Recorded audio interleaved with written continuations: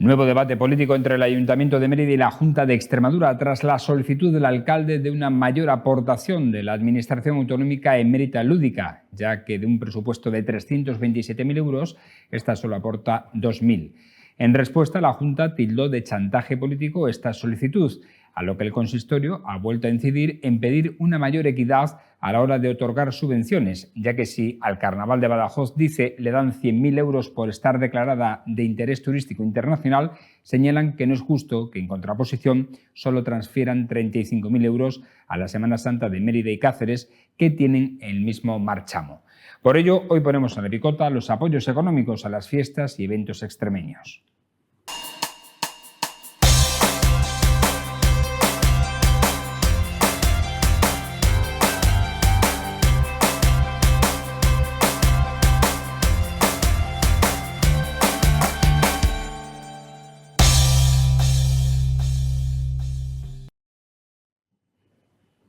Bienvenidos a este tiempo de la picota en Televisión Extremeña, en una jornada muy cargada de contenidos informativos de proximidad que vamos a intentar de ofrecerles en información y también en opinión a través de nuestros picoteros.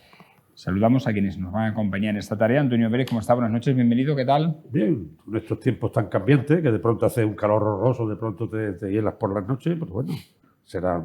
Yo le agradezco este tiempo. Cambio. Hombre, por supuesto, yo también.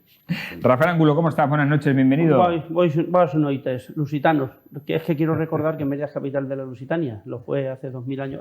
Quiero una información de interés muy importante que me ha costado averiguarlo. Santa Gertrudis de Nivelles, que nació en el 626-659, es la santa patrona de los gatos y de los amantes de los gatos. O sea, que es la patrona de Antonio Vélez. Y el copatrón se llama San Felipe Neri, que se paseaba por Roma con una cestita y el gato asomaba la cabeza. Y el Papa le dijo, mira Felipe, vete a tal sitio, pero no te lleves el gato. Y todos que pasaban, oye, vete a mi convento y pregunta cómo está mi gato. O sea que ya tiene dos santos patrones, Santa Gertrudis y San Felipe Neri. Uno de los errores grandes de la Iglesia, que propició la peste negra famosa, cuando dijo que los gatos eran colegas del demonio. Y se liquidó todo el gaterío europeo al filo del milenio. Y fíjate lo que pasó, tremendo. Pero te abundo en una cosa con permiso del director. Vos ten cuidado porque estamos Mérida no solo fue capital de la Lusitania, fue la primera capital de la diócesis hispaniarum. Efectivamente. De toda la península ibérica, Baleares y el norte de África. Cuidado. Ojo, a veces se olvida. Hoy vamos a hablar de ello porque hay una exposición muy interesante en el Centro Cultural Santo Domingo, dentro del programa de conmemoración de los 25 años del Instituto de Arqueología de Mérida. Estupendo. Que recrea edificios de precisamente esa época, entre el siglo III y el siglo VIII, del sur de la península ibérica y del norte de África. Y la comisaria es una especialista en la materia que vamos a escuchar a continuación. Pero antes debemos entrar en materia política porque el equipo de gobierno del Ayuntamiento de Mérida ha solicitado que las ayudas a las fiestas de interés turístico en la región que concede la Junta de Extremadura se repartan, dicen, con mayor equidad y se baremen también en función de la inversión, la participación, el impacto social y económico que suponga en la localidad en concreto y también en toda la región. El portavoz municipal, Julio César Fuster, responde así a las declaraciones de la Junta de Extremadura en las que tildaba de chantaje político la solicitud del alcalde de Mérida, Antonio Rodríguez Osuna, para aumentar la subvención de Mérida Lúdica, a la que el Ejecutivo Regional solo aporta 2.000 euros de un presupuesto para la fiesta cercano a los 400.000 euros que sufraga, en su mayoría, el propio Ayuntamiento. De esta manera, Fuster señala que si la Junta de Extremadura actual ha decidido romper el modelo y dar 100.000 euros al Carnaval de Badajoz, que piensan que es poco dinero para la repercusión de esta fiesta pacense, es el momento para que se eviten las sospechas de que les puedan acusar de que solo apoyan a los ayuntamientos gobernados por su mismo signo político, que cambie el modelo de subvención para promocionar las fiestas de la región con mayor equidad. Así, el Ayuntamiento de Mérida ha apuntado que el Carnaval de Badajoz y la Semana Santa de Mérida y de Cáceres comparten título internacional y ha considerado que no es justo que, mientras que a Mérida y a Cáceres se les dé 35.000 euros, a Badajoz se les dé 100.000. Por tanto, Fuster ha solicitado que la Junta de Extremadura bareme la inversión municipal en cada una de las celebraciones teniendo en cuenta el impacto real, social y económico que cada fiesta aporta a la comunidad autónoma y a la participación en la misma, para que, dicen, tengan un modelo justo de ayudas a estas fiestas de interés turístico internacional. Rafael Angulo Sanchis, A ver, opinión. Como espectador, porque tampoco no podemos ser opinadores de todo, pero Bueno, cuando nos pasan y los partícipe. temas, cuando nos Pues pasan tú eres los de la temas, Semana Santa, cuando nos partícipe. pasan los temas, procuro documentarme. Yo lo que creo es que está poco estudiado cómo se conceden las subvenciones. Me explico. Se llama, lo leo, Programa de Colaboración Económico Municipal de Promoción Turística, y hay otros programas. Pero ¿en qué se basan? Para darte estas subvenciones tienes que tener un interés regional, hasta 2.000 euros, un interés nacional entre 4.000 y 6.000, o un interés internacional entre 25.000 y 35.000. La subvención va de acuerdo con lo que con el interés que te han denominado. Pero eso se queda escaso, Antonio. Es decir, en Mérida Lúdica, pues es que, quiero decir, pero tú, 100.000 tíos en Mérida y no, es que no es de interés, ya, no me venga con esta. Pero hay una dinámica que me preocupa mucho entre la Junta y el Ayuntamiento de Mérida. Son las comparaciones y los agravios comparativos. En Mérida estamos muy hartitos de las comparaciones con Badajoz, porque si nos ponemos a comparar, pues claro, salimos perdiendo de siempre. O sea, Mérida Mérida es capital de Extremadura y sede de sus instituciones, y llevamos más de 40 años y no somos sede de nuestras instituciones, de todas las instituciones. Quiero decir, pero es peligroso esto, porque tú dices, no, es que Badajoz tiene 130.000 habitantes, pero escucha, ¿cuánta gente va a Badajoz a hacer turismo, por ejemplo? Que no, es decir, que... Y sin embargo tengo que decir, el otro día os lo conté, y al final voy a tener que dar el nombre del tío. Es que un tío que ha hecho una asociación del Camino Santiago y propone que se pase por Badajoz. Bueno, en fin, te ríes, pero dices, este tío, vamos, que lo cogen al vuelo. Entonces, esto sí que me preocupa, el agravio comparativo. Pero creo que en vez de polemizar, la palabra chantaje también me parece un poco fuerte. Oiga, digan ustedes en qué se basan para dar las subvenciones. No solo en la calificación de interés turístico regional, nacional o internacional, porque hay otros parámetros muy fuertes. Mérida no tiene la culpa de tener más de 2.000 años de historia y de estar muy bien situada en España y en esto, es decir, y me parece que después de lo que ha supuesto en Mérida, Semana Santa, carnavales y en Mérida Lúdica, esta consideración debía de valorar otros conceptos. Afluencia de gente podría ser uno interesante. Digo yo, que yo no sé. A ver, Antonio Vélez.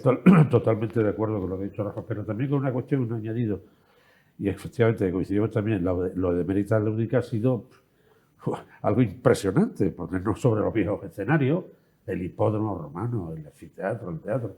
Yo creo que eso ha sido gigantesco. De pronto se ha ido a las nubes, una fiesta de que han venido extranjeros, españoles de distintas regiones, increíble. Se han quedado los espacios chicos, en fin, increíble. Y eso de pronto le da un caché excepcional a una ciudad que incluso es una realidad, lo dijo el Papa, incluso respecto de lo que era un escenario donde siguen los monumentos que transitaron en la época en que la Pasión de Cristo se produjo en Roma, en Jerusalén.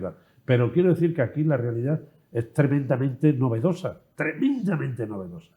Y además el alcalde, lógicamente, lo ha dicho Rafa, en orden a lo que realmente representa esa realidad festiva, y el alcalde está bien en esa demanda. Posiblemente, como dice Rafa, hay que poner en orden a lo que supone de movida pública, de inversión de los ayuntamientos, y el propio Julio César Fuster está muy bien porque ha ensalzado, ha salvado el carnaval de Badajoz. De hecho, necesita todo el dinero, perfecto. O sea, está muy elegante. En ese orden de cosas tenemos que huir de aldeanismo que no van a ningún lado. Cada uno en su casa y Dios en la de todos. Pero realmente en ese juego hay entidades que tienen un valor fenomenal. Llámese Carnaval de Badajoz, llámese Palomo, llámese Mérida Lúdica, llámese Semana Santa, de una excepcionalidad, y realmente hay que reconocerlo y termino. Mérida Lúdica ha supuesto un juego brutal, un impacto social brutal, aparece aquí todo el mundo, miles, decenas, cientos de miles de personas, y el invento aquel de Miguel Alba, de Pilar Caldera en la puesta en escena, de Dudo Acedo, fantástico, ahí está. Y todos los que han colaborado, y el ayuntamiento con la decisión al respecto. Sí. O sea, ya se ha convertido en poco tiempo en un referente nacional seguro y mundial a medio plazo lo va a ser también. Por concluir, Fran, saber a qué atener, ¿no? Oiga, estos programas detállenlos más, de tal manera que no haya que ninguna polémica. Mire, cumplimos lo que ustedes han dicho, pero hagan otras consideraciones que no sean las estrictamente normatísticas. Oiga, es que usted es de interés tal y por lo tanto le corresponde tal. Sí, eso como mínimo. Pero es que hay otras consideraciones que hay que ampliar. Claro. La repercusión en España que tienen nuestras cosas. Quiero decir, Claro. esto mismo que has dicho tú del Papa, que tiene una repercusión mundial. Oiga, esto habrá que valorarlo de alguna manera. Yo creo que Victoria Bazaga, que sabe de qué va esto, debería que alguien le cuente, igual que le cuentan a los del PP de Mérida las cosas que digo, que también le cuenten lo que decimos. Y debían despabilar y hacer unos programas más detallados para que no haya estos problemas. Más atención, ahora ha subido el cacereño a Primera Federación. Bueno, se va a arreglar el césped, se va a animar. Muy bien. Y aquí también, porque ¿cuál es el problema? Que hay que jugar a un elemento conjunto. Extremadura es Extremadura. A lo mejor a mí como emeritense me cuesta creer, me cuesta entender que la señora presidenta no viva en Mérida. ¿Cuál es el problema? Que han vivido otros. Y cuando alguien intentó vender esa casa de una forma irracional, una magnífica casa de un arquitecto como Sarasola, excepcional, Premio Nacional de Arquitectura en 1933, se opuso, incluyendo a Barrero y su familia, nosotros, todo el mundo, porque eso era una herejía. Eso es una referencia institucional número uno. Lo de vender la casa, que fue una idea de Iván Redondo, no pretendían vender la casa, sino de ocultar circunstancias personales del señor Monago en aquellos momentos. Y dijeron, vamos a ver que la gente hable de esto y a ver si... Pero en fin, agua, leche derramada. Le salió mal el tiro. Corramos un tupido velo. Le salió mal el tiro. Bueno, vamos a otra cuestión y a otra polémica, porque ante esta polémica sobre la presunta paralización de un expediente urbanístico que afecta a un familiar del alcalde de Mérida, el Grupo Municipal por Mérida solicita la celebración de una comisión de urbanismo especial para analizar la resolución de estos expedientes de disciplina urbanística y apuntan que hay que tomar una decisión sobre las más de 600 viviendas ilegales que hay en la ciudad y dejar, dicen, a un lado la batalla política entre PP y PSOE. Respecto a la polémica que se ha generado con lo del chalet del hermano del alcalde, que si es legal, que si no es legal, nosotros vamos a ser muy claros. Si desde por Mérida tuviéramos una evidencia clara que el alcalde ha hecho algún tipo de pirula para que el hermano en la denuncia del Seprona no siguiera para adelante, si hubiera despistado el expediente o lo hubiera guardado en un cajón, en vez de hacer ruedas de prensa, nosotros directamente hubiéramos ido al juzgado. Por lo que a nosotros nos da la sensación es que estas son las luchas que se tienen entre el Partido Popular y el Partido Socialista, que las llevan de la Asamblea al Ayuntamiento, del Ayuntamiento a Madrid y de Madrid al otro sitio. Entonces, vamos a ser prácticos. Desde por Mérida lo que vamos a pedir es que se haga una comisión de urbanismo especial y concreta para ver todos estos expedientes urbanísticos de disciplina urbanística, qué es lo que pasa con ellos, en qué situación está y tomar las medidas para impulsarlo y que se resuelvan de una vez. Y por otra parte, tomar las medidas suficientes para que este tipo de situaciones no sigan haciendo. Decía el alcalde que hay 600 viviendas. Yo diría que incluso más viviendas ilegales y construcciones ilegales en nuestro término municipal. Por lo tanto, lo que hay que tomar medidas para que eso no siga sucediendo. Y de verdad que todo el resto de cosas no sirven para nada. Hay que ser práctico y ser directo. Lo dicho por Miguel Valdés, portavoz de Por Mérida. A nivel regional, este tema también ha tenido repercusión política, ya que el Grupo Parlamentario Popular en la Asamblea de Extremadura ha pedido explicaciones al alcalde de Mérida sobre esa supuesta paralización del expediente que afecta a la vivienda construida en suelo rústico, propiedad de su hermano, lo cual Vox considera un escándalo más del PSOE. Los socialistas, a su vez, creen que la publicación de esta noticia de Voz Populi forma parte de la cacería que PP y Vox han abierto contra los miembros del PSOE, mientras que Unidas por Extremadura lo enmarca en el ventilador de mierda, dice que ha generado el bipartidismo por no hablar realmente de lo que importa a los ciudadanos. Antonio, de todo lo dicho. Pues me remito a lo que el alcalde ha dicho al respecto, ¿no? Están los expedientes que haya, del número que haya de viviendas en un espacio como Mérida, muy aluvial, muy de muchos espacios periféricos, agrarios, rurales, con los condicionantes que hay al respecto, de las unidades mixtas de cultivo, de toda esa historia que está ahí, pero él lo ha dicho muy claramente, pues, están los expedientes y punto y final. Y estoy totalmente de acuerdo. Es decir, aquí Mérida es una ciudad activa, con mucha dinámica de carácter aluvial, como he dicho, de crecimiento, de ocupación de espacios, y él se ha inhibido absolutamente de cualquier intervencionismo de favor. Lo acabo de leer esta mañana en la prensa. O sea, quiero decir que los distintos grupos políticos no pueden hacer de cualquier cuestión un elemento de acoso y derribo. Entonces vuelvo a decir, me remito a lo que he leído del propio alcalde, haciendo una absoluta consideración totalmente neutra respecto de una cuestión que lo que esté no tiene ni idea, y no hay ninguna cobertura, ningún sobrepeñí de proteger una situación ilícita. No lo hay. Rafa. Separemos lo político de lo urbanístico.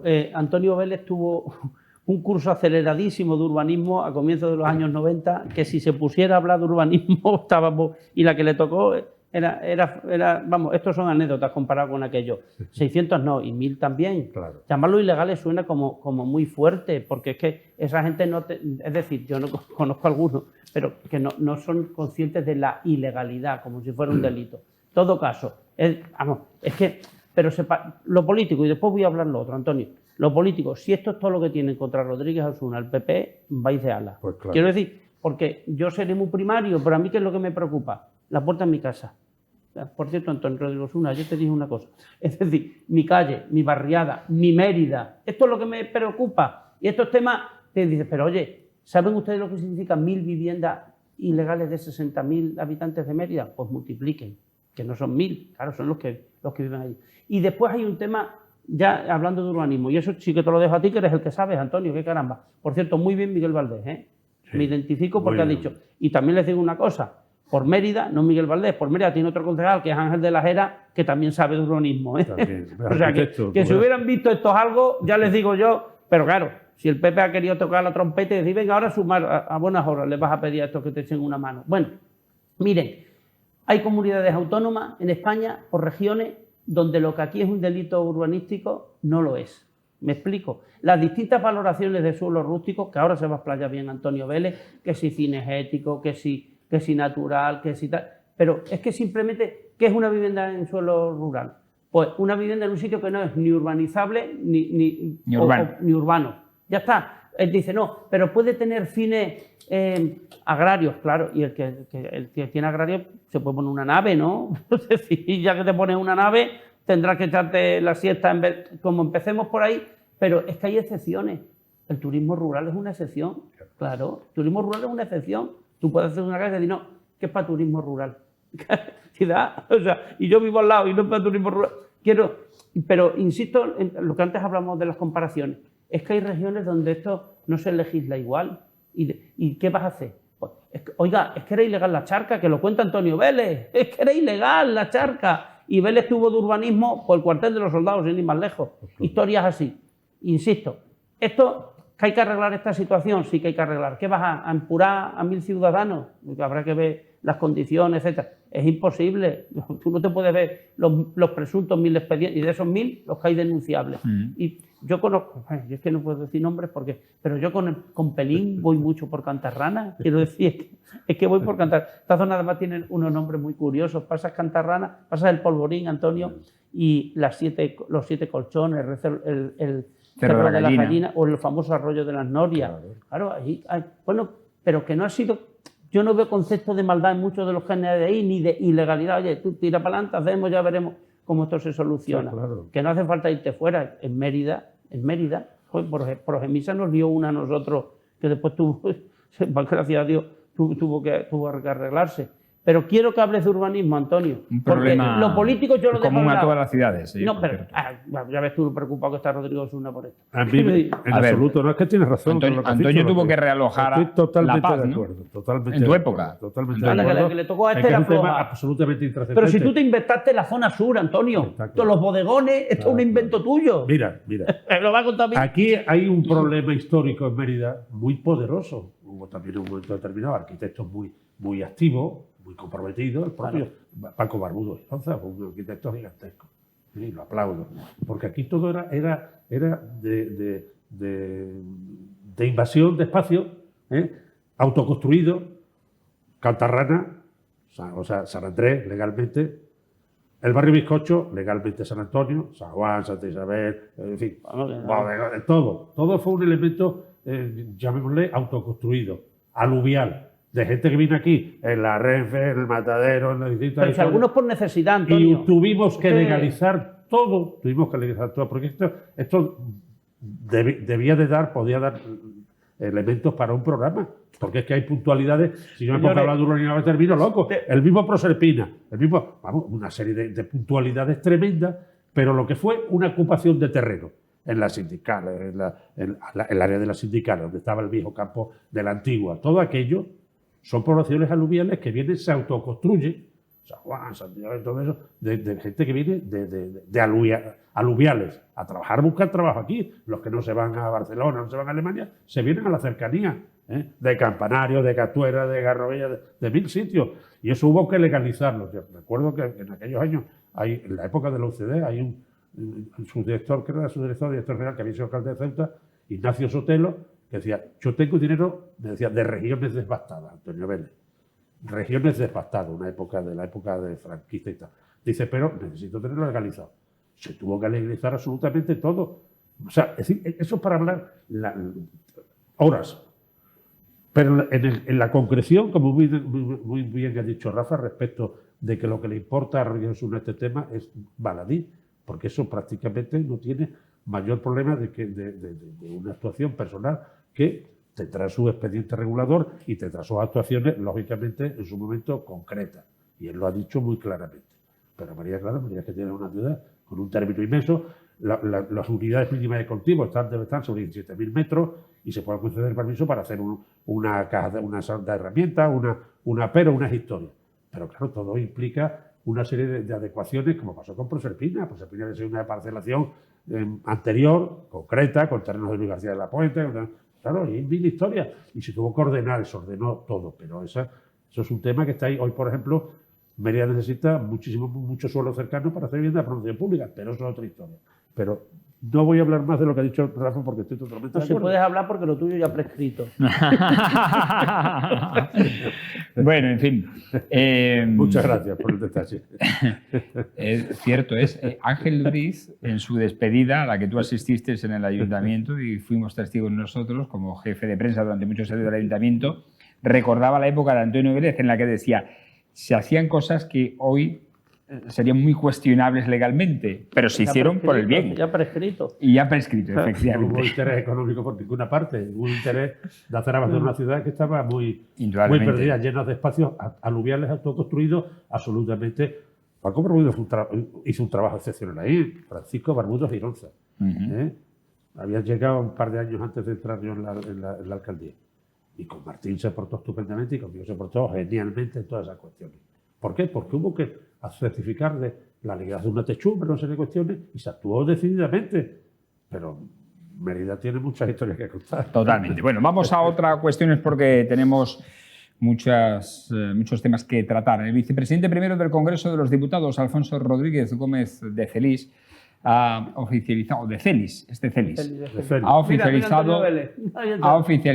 la cesión del cuadro del político y jurista emeritense José María de Calatrava al Ayuntamiento de Mérida, que se ubica en la primera planta del edificio principal de la Cámara Baja. Así lo ha dicho. No se trata solo del traslado físico de esta obra artística y patrimonial, sino también de un gesto institucional cargado de significado. El reencuentro de una ciudad, Mérida, con uno de sus hijos más ilustres. El homenaje que la democracia le realiza a uno de los arquitectos más firmes que ella misma, que la democracia ha tenido. Con este gesto no solo devolvemos a la ciudad que vio nacer a Calatrava una pieza de su legado, sino que también renovamos el compromiso de nuestras instituciones con la memoria, la cultura y los valores democráticos que todos compartimos. Celebramos la figura de un ilustre meritense, político, jurista y profundamente vinculado al liberalismo progresista y a la defensa de los principios constitucionales del siglo XIX. Diputado por Badajoz en las Cortes de Cádiz, firmante de la PEPA, la Constitución de 1812, presidente del Congreso, del Consejo de Ministros y del Tribunal Supremo, Su vida fue un ejemplo de compromiso con la libertad, la justicia y la defensa del Estado de Derecho. Este cuadro al óleo que aquí pueden ver es del maestro Antonio Gisbert y forma parte de la Galería de Presidentes del Congreso de los Diputados, una valiosa colección expuesta en la primera planta del edificio del Palacio del Congreso. El alcalde ha hecho hincapié en las actividades que el consistorio ha organizado para dar a conocer a la población la figura de José María Calatrava. Hay que dejar claro que después de José María de Calatrava es seguramente la primera institución del Estado que ha tenido esta ciudad de Mérida. José María de Calatrava, como recordaremos ahora por su trayectoria, fue un insigne meritense y Juan Ignacio otro de ellos como presidente del Senado. Por supuesto, gracias al alcalde Antonio Vélez. El Ayuntamiento de Mérida llevaba gestionando la cesión desde el pasado año de este cuadro de José María de Calatrava y quiero agradecer la colaboración del diputado del Grupo Socialista, Juan Antonio González, y de la propia mesa del Congreso, por supuesto, por facilitar esas gestiones para este préstamo de este cuadro original que está expuesto aquí a mi derecha en el Salón de Plenos del Ayuntamiento. El Ayuntamiento va a organizar una serie de actividades. Aparte de colocar este cuadro, como ya se hizo en el salón, que estuvieron presentes, van a pasar por aquí numerosos escolares para conocer la historia de este insigne meritense, José María Calatrava. También va a haber conferencias sobre su figura y sobre la época, por investigadores, historiadores de reconocido prestigio. Y, por supuesto, vamos a encargar, una vez que pase todas estas jornadas, un busto para poder reconocer esta figura de este meritense, sobre todo para que los vecinos y vecinas de Mérida también conozcan la importancia.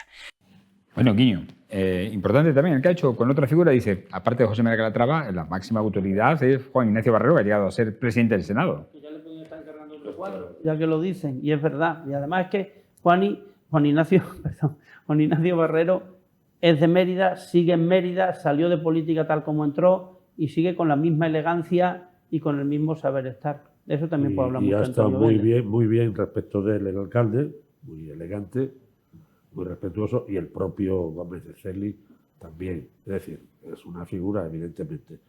Y la normalización desde el punto de vista divulgativo de un personaje como José María Calatrava es muy importante, porque es un personaje que está un poco en la oscuridad de la historia. Es el primer cuadro que hay en el Congreso de los Diputados, en fecha, obviamente, en lo que es el juego después de Fernando VII, pero está en el trienio liberal. Cuando llegan los 100.000 del hijo de San Luis, está él ahí. Y cuando en las Cortes de Cádiz, con otra serie de extremeños, como Muñoz Torrero, Fernández Golfí, hay un porcentaje, un número elevadísimo.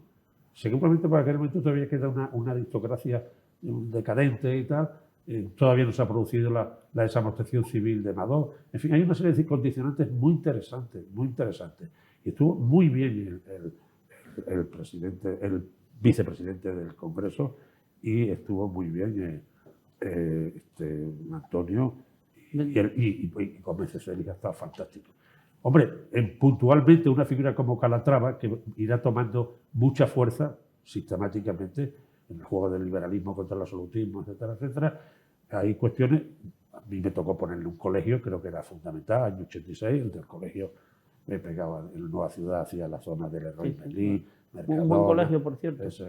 Han estado los niños de visita, y creo que es una figura que hay que recuperar. Yo creo que ha sido un acto muy potente, y me ha encantado la intervención del vicepresidente Gómez de Celi, de la propia Blanca Martín, del presidente de la Asamblea, del alcalde, y allí hemos estado pues acompañando. Pues fíjate, yo quiero vincular esto, en meritenses ilustres los hay con cargos de extremeños, ha habido más, tú has citado a Muñoz Torrero, Hernández Gil también tuvo, pero de Mérida, José María Calatrava y Juan Ignacio Barrero. Claro, estos son ilustres, pero esta semana, ayer lo tocamos muy ampliamente en el Romanitos con el alcalde, esta semana se le reconoce a otro meritense ilustre que, a diferencia de ellos, vivió siempre en Mérida de una manera discreta, prudente y humilde, que es Agustín Jiménez Villaó, porque todo eso hace Mérida, y los meritenses podemos estar orgullosos de esta gente. Es decir, por eso digo que es por arriba y por abajo. Es una semana que tiene su simbolismo, por lo menos para mí lo tiene. Agustín se le hace un homenaje el viernes. Sí, el viernes a las 8. No voy a poder estar, voy a estar fuera, pero que la... Que se ha propuesto en esta casa, en el programa Romanitus, efectivamente. Eso, el gigantesco por fin. personaje.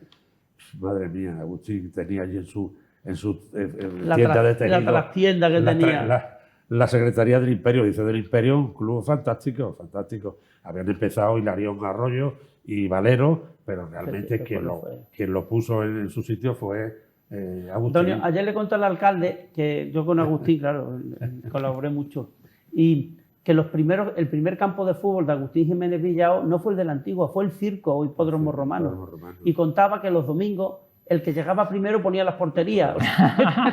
2 piedras y el jersey o la camisa. Se ponían 2 piedras, el jersey y encima con otra piedrita más chica. Ahí se jugaban muchos partidos porque el hipódromo tenía el tenis, como le decíamos. Eso te iba el porque en los años 20 las señoritas que imitaban un poco a Lili Álvarez, la famosa tenista, pues esto jugaban allí al tenis, pero luego empezaron los futbolistas cuando se normalizó un poco más, que el fútbol es muy reciente. Mi suegro ha jugado allí al fútbol, efectivamente. Nosotros hemos conocido el campo de la Antigua, y el campo de la Antigua estaba allí en el Quinto Jaral, no había nada entre medio. A veces, Antonio, tú lo has dicho en alguna otra ocasión, Mérida ha sido muy mala madre con sus hijos. Muy mala madre con sus hijos. Así que es hora de reconocer. Las ciudades de aluvión les pasa eso, no conocen.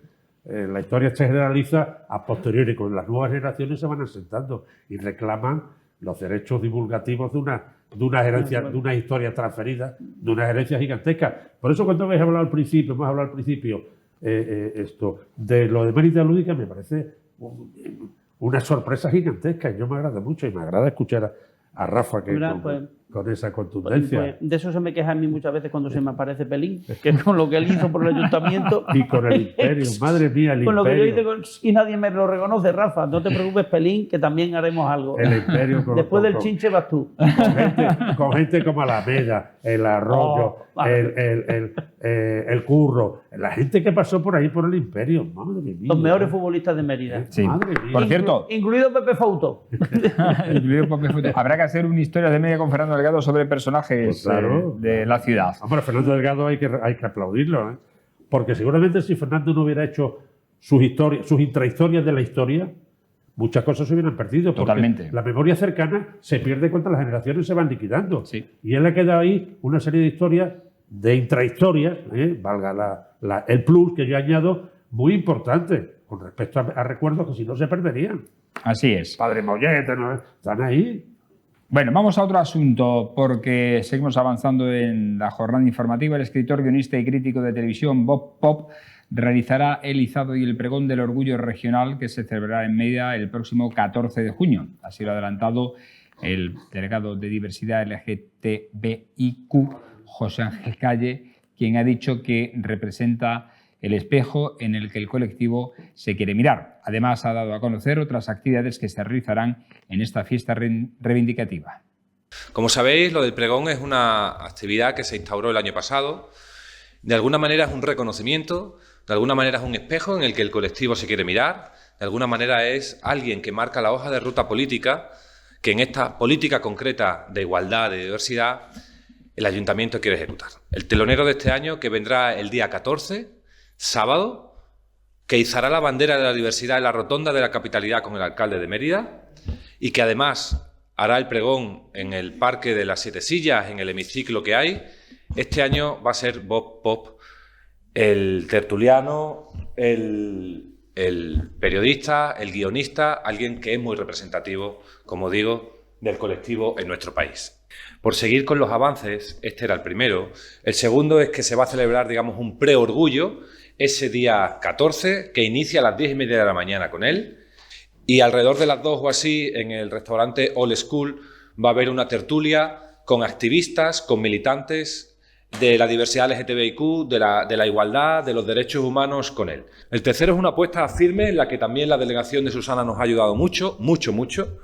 Es una apuesta seria por fortalecer la atención, la inclusión de las personas LGTBIQ, y es algo que aparecía también en el Plan Estratégico de Diversidad e Igualdad LGTBI del Ayuntamiento de Mérida, que se creó la legislatura anterior, Quiero decir, seguimos la hoja de ruta que ese plan nos marca.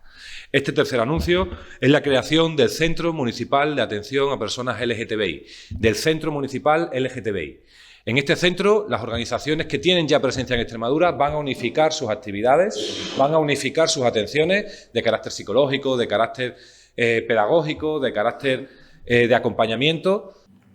Otro asunto, este martes ha inaugurado en el Centro Cultural Santo Domingo la exposición Ciudades Invisibles, el arte de recuperar monumentos perdidos, que permanecerá abierta hasta el 27 de junio, encuadrada dentro del programa de actividades para conmemorar el 25 aniversario del Instituto de Arqueología de Mérida.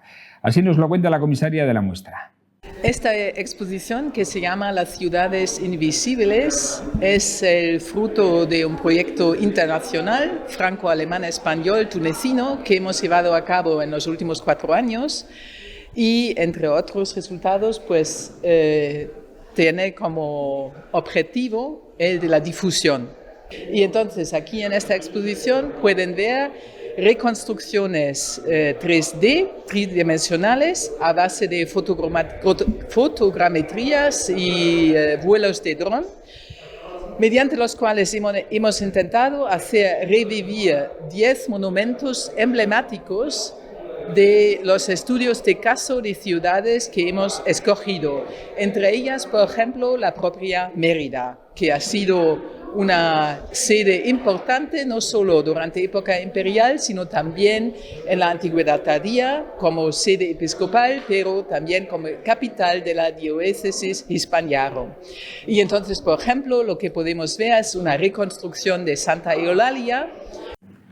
Oye, muy interesante la reconstrucción en 3D de lo que era la iglesia primitiva de Santa Eulalia. Sabina, el apellido no lo digo porque no sé alemán y es bastante impronunciable para mi entender, es la catedrática de Historia Antigua de la Universidad de Hamburgo, en Alemania. Y es una exposición muy interesante que se puede contemplar ya en el Centro Cultural Santo Domingo. Antonio. Esto da mucha ilusión, porque realmente cuando los caminos de comercio se pierden, hay un choque desde fuera, el Islam, es un mundo que rompe una vieja historia. Mérida es una ciudad que se va a hacer puñeta, valga la vulgaridad, la expresión. Y todos los restos están aquí. Por eso Mérida tiene lo que tiene, porque mientras Córdoba sigue, Tarragona en menor medida sigue, Sevilla por supuesto, debe decir, todo eso se va perdiendo en las ciudades nuevas que emergen. Pero Mérida no. Mérida es una ciudad que se va a hacer puñeta. Se va al subsuelo. Queda enterrada. Mérida es una ciudad que va perdiendo su posición, lamentablemente, lo que había sido en lo que queda. Por lo tanto,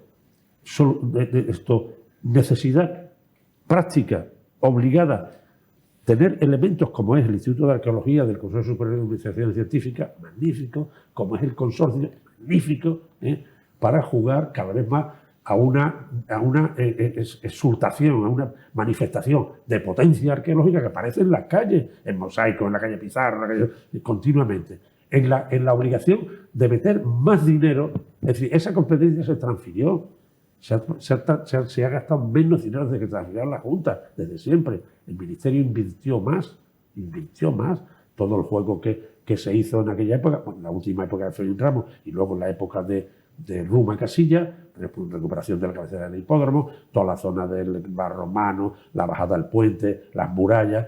Mérida necesita sacarlo de la calle Holguín adelante, el pedazo de templo que hay ahí, y no puede perder comba porque Mérida tiene un subsuelo brutal, enorme. Está declarada conjunto histórico arqueológico. Es el único. ¿Por qué? Porque en su subsuelo está ahí un potencial impresionante. ¿Y eso hoy qué significa ese tema? Pues sencillamente que pone ante la mesa un potencial turístico en Mérida de altísimo nivel, que es bueno. Evidentemente no podemos hacer de la ciudad un hotel permanente, no, hay que hacer vivienda a punta pala, a quien le corresponda, tiene que hacer vivienda. El ayuntamiento poner terreno, que es lo que hicimos históricamente, pero ir rescatando sistemáticamente las glorias monumentales bajo el suelo de Mérida, eso es fundamental, lo ha dicho esta mujer. Totalmente. Rafa, ¿algo que apuntar? Sí, a veces es como la cereza. Hablábamos de meritenses ilustres y me ha parecido ver por ahí a Chema Álvarez Martínez, don José María, que es otro emeritencia ilustre. Yo digo que antes de que Dios me lleve al purgatorio, espero que a Chema y Antonio Vélez les den un reconocimiento, porque Antonio, que supuso, sí, bueno, lo que tú quieras, yo no te voy a echar incienso. Tú cogiste antes y después el ayuntamiento. También es verdad que tú ves, es que me tocó bueno, lo que tú quieras, pero no estabas en esa etapa histórica. Y cuando, a ver si un día eres capaz de traer a Pedro Mateo y le dice, oye, Pedro, ¿qué dice Rafa si lo del convento a la Freila va a ser también un resto arqueológico de por vida o si lo vais a espabilar? Porque claro, pasa el tiempo y eso es que puede quedar un sitio, el atrio de Santa Eulalia y el convento maravilloso. Totalmente. Después del fracaso de los jardines de Babilonia verticales, que yo no sé qué pasa ahí, que no espabilan. Totalmente. Está ahora como con un jardín con la temperatura. Pero el convento de las Frilas a mí me haría mucha ilusión ver terminado eso, porque claro, es una continuación lógica de Santa Eulalia, pero por fuera lo veo parado. Por eso digo que se lo pregunta a quien sabe. Pero Rafa, los valores y los rendimientos importan poco. Realmente lo que importa es que Mérida ha podido en unos años recuperar un viejo papel, que era la capital. Es decir, Extremadura es una región con 42.000 kilómetros cuadrados, pero Mérida fue la capital de la diócesis Hispaniarum, año 390, más o menos. Sí. Hasta el 400, siglo y medio. Lo decidió Diocleciano. 30 años después de Constantino declaró al cristianismo como religión oficial del imperio, porque lo adusto, lo noble, lo honrado, construyendo puentes o haciendo campamentos o caminos, ese era el ejército, ese era el mundo honorable. Y por eso Constantino no fue tonto. Pero quien realmente le dio a Mérida un papel excepcional como capital, la única que puede decir que fue capital en esos años, es la realidad. Mérida fue capital de toda la península ibérica, de toda. Y entonces Mérida no puede tener, como bien dice Rafa Angulo, no puede tener complejos en ese sentido. Mérida, ante la historia de Europa, como decía Innocenti, el nuncio, cuando íbamos el obispo Montero, el señor Montero luego y servidor a la nunciatura de los Austrias en Madrid, del Vaticano, me decía cariñosamente, si usted supiera lo que es Mérida en los archivos del Vaticano, pues bueno, que nadie se arrepienta. Perdón. Tenemos una asignatura ahí, es decir, yo entiendo que Cáceres y Badajoz tienen facultades, tienen universidad y tienen un grupo de intelectuales o gente vinculada a la cultura que se une y que tienen... Mérida, teniendo lo mismo, nosotros no tenemos universidad, pero tenemos un museo, tenemos arqueólogos, tenemos, es decir, tenemos escritores, y no hemos sido capaces, Antonio, de crear un grupito cultural que diga, bueno, oye, que igual que Mérida es un referente arqueológico y tal, bueno, aquí hay una serie de gente que lee, que expone, que hace, que tal, y se nos van. En verdad te lo contaba aquí, no sé qué me tuve que ir de Mérida porque tenemos universidad, la Politécnica fue incorporada por el sobaco de la universidad, pero muy mal, todavía estoy esperando una facultad de Bellas Artes, por llamarlo de alguna manera, o de arqueología. El hospital de Mérida tiene un nivel excepcional. ¿Por qué no hay medicina en Mérida cuando hace falta tantos médicos? Es verdad que hacen el MIR gente aquí, pero hay que fugar más. Mérida tiene que jugar más como capital, tener mucho más presencia. De las tres capitales es el único hospital que no es universitario. El único. Y es un magnífico hospital. Pero mira, yo tengo un trombo y no me pueden operar en Mérida, me tienen que llevar a Badajoz a operarlo, porque no sé qué historia. Debo tener más tonterías con Mueble va, entonces un especialista allí para esto. Oye, que nos vamos. Ya nos vamos. Nos vamos, no sin antes hablar un momento, por favor. Perdona, tengo que dar el mensaje. Vale. Se puede. Un momento. Voy al hilo de lo que tú has dicho, porque el director general de Deportes, Santi Amaro, fue ayer preguntado al hilo de la rueda de prensa que dio sobre el partido del Mérida y dice que se muestra ilusionado y esperanzado con la remontada en el estadio de Zubieta ante el partido de vuelta que va a enfrentar precisamente al Mérida contra la Real Sociedad B. Mi deseo no puede ser otra cosa que consigamos el ascenso, ¿no? Yo al Mérida le doy muchísimo valor. El Mérida tiene un valor que no nos hemos dado cuenta durante la temporada. Un equipo que ha ido de menos a más, un equipo que prácticamente ha sacado todos sus partidos adelante en casa con unos números extraordinarios y una forma de entender el juego muy atrevida. Dicho esto, el partido del otro día, bueno, tuvimos 2-3 ocasiones clarísimas. La Real Sociedad en una que tuvo fue gol. Estos son los play-offs. Son pequeños detalles que marcan la diferencia. Yo estoy convencido de que el Mérida va a tener opciones y va a tener opciones reales. Y estoy convencido que si pasa esta eliminatoria con la Real Sociedad es equipo de segunda. Bueno, comparte optimismo, Rafa. Sí, se puede. Y si no se pudiera, no os preocupéis que el año que viene más. Bueno. Yo estoy muy esperanzado con este Mérida. Bueno, y además Eso, me gusta mucho esta esperanza, que es una gran virtud, desde luego. Totalmente. ¿A quién corresponde? Muy rápido, No sé si se habrá Antonio. arreglado, ¿no? Hace un par de días que me lo dijeron, los senadores de la Puerta de la Villa, el bloque de senadores, que en el pasar la Rambla hacia Los Nitos, hacia Santa Eulalia, no hay un paso de cebra. No hay un paso de cebra. No, sí. Es que me Hay pones que en irse, duda. y ahí hay mucho tráfico. No hay un paso. Antes de ayer de la Rambla al Hornito, ¿no hay un paso de cebra? Tú pasas la. O sea, antes la había, de toda la vida la ha habido ahí. Tienes el Hornito Sí. y enfrente de Santa Sí, Eulalia sí. y no tienes un paso de cebra. Y si hay un paso de cebra, no se ve. Quizás lo haya, pero no se vea. ¿Eh? Ahora, y mira que hombre, o en todo caso, poner una advertencia para que los coches Bueno, vayan pues, más despacio. yo lo digo Sí, porque nos bien, transmiten bien. los senadores. Muy bien, muy bien. Igual que están Buen muy apunte. contentos. Pero mira, ¿no? no hemos caído en ninguno. Pues los senadores de la Puerta de la Villa que no son Pues de mañana Cebra, lo veo y te lo digo. Sí, Para sí. la próxima Ahí hay picota lo colchoneros, tienes. hay madridistas, hay culés, hay de todo. Me alegra. Acuérdate de Santa Gertrudis, de tu patrona. por Señores, nos vamos, no hay tiempo para más. Agradecer a nuestros picoteros, como siempre, su opinión sobre los asuntos, que han sido hoy muchísimos y todos de proximidad, como a mí me gusta tratarlo, y de cercanía aquí en Televisión Extremeña, que es la televisión de Mérida, y en este programa En la Picota, que toma el pulso a la actualidad. Gracias, Rafa, que tengas buena semana y disfrutes. No Sí, vas, no sí vas se a puede. Donosti, No voy a pero, Donosti. pero lo vas a ver, ¿no? Sí, sí, lo voy a ver. Y supongo que lo vas a celebrar en caso de que así sea. La botella de la Gabulín ya la tengo apartada, Ah, ya la tienes. lo que queda. O sea que- Bueno, pues, compártela. Que las victorias bien celebradas, si son compartidas, saben mucho mejor. Antonio, que tengas una muy buena semana también y disfrutes de este tiempo mientras que podamos. Igualmente. Muchísimas Gracias. gracias. Un placer.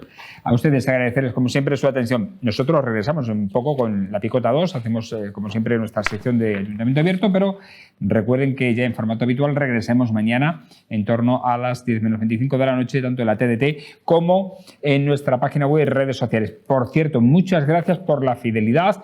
Ayer, más de 14.000 visualizaciones en redes sociales de La Picota para un programa de este contenido es muchísimo, así que darles, como siempre, muchísimas gracias porque estamos encadenando una serie de datos récords de audiencia. Gracias, buenas noches, sean felices.